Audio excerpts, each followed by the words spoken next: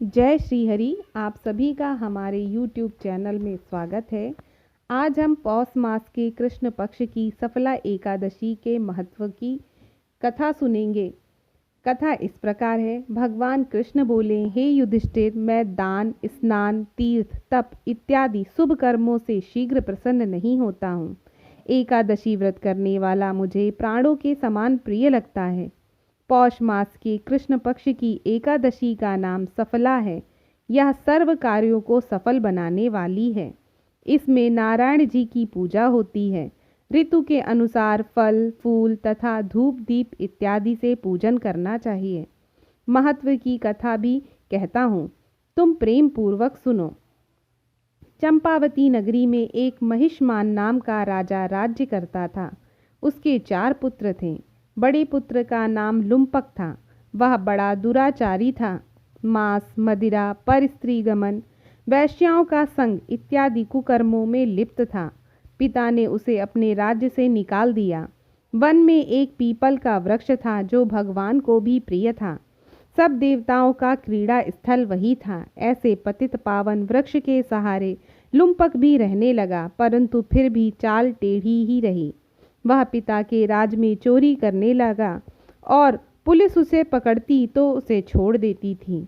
एक दिन पौष मास के कृष्ण पक्ष की दशमी की रात्रि को उसने लूट मार अत्याचार किया और तब पुलिस ने वस्त्र उतार कर उसे वन को भेज दिया। बेचारा पीपल की शरण में गया। इधर हेमगिरी पर्वत की पवन भी आ पहुंची। लुम्पक पापी के सब अंगों में गठिया रोग ने प्रवेश कर लिया। हाथ पांव अकड़ गए। प्रातः सूर्योदय होने के बाद दर्द कुछ कम हुआ तो पेट भी दर्द होने लगा। जीवों को मारने में आज वह असमर्थ था और ना ही वृक्ष पर चढ़ने की उसमें सामर्थ्य बची थी। नीचे गिरे हुए फल बीन लाया और पीपल की जड़ में रखकर कहने लगा, हे प्रभु, इन फलों को आप ही भोग लगाइए। मैं अब भूख हड़ताल करके शरीर को छोड़ दूंगा। मेरे इस कष्ट भरे जीवन से मुझे मृत्यु भली लगती है। ऐसा कहकर प्रभु के ध्यान में मग्न हो गया। रात्रि भर उसे नींद ना आई। भजन कीर्तन प्रार्थना करता रहा, परंतु प्रभु ने उन फलों को भोग नहीं लगाया। प्रातः काल हुआ तो एक दिव्य अश्व आकाश से उतरकर उसके सामने प्रकट हुआ और आकाशवाणी द्वारा नारायण जी कहने लगे, तुमने अनजाने में सफला एकादशी का व्रत किया। इसके प्रभाव से तेरे समस्त पाप नष्ट हो गए हैं। जैसे अग्नि को जानकर या अनजाने हाथ लगाने से हाथ जल जाते हैं, वैसे ही एकादशी भूलकर व्रत रखने से भी आपका प्रभाव दिखलाती है।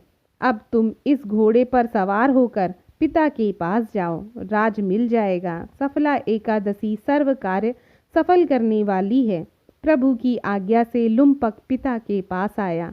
पिता ने उसे राजगद्दी पर बिठा करके अपना तप करने के लिए वन को चला गया। लुम्पक के राज्य में सब प्रजा एकादशी का व्रत विधि सहित किया करती थी। सफला एकादशी के महत्व को सुनने से अश्वमेघ यज्ञ का फल प्राप्त होता है। इस प्रकार पौष मास की सफला एकादशी की व्रत कथा समाप्त होती है। आपको हमारी वीडियो अच्छी लगी हो तो इसे लाइक और शेयर ज़रूर करें और हमारी अगली वीडियो प्राप्त करने के लिए हमारे चैनल को सब्सक्राइब करें। जय श्री हरि।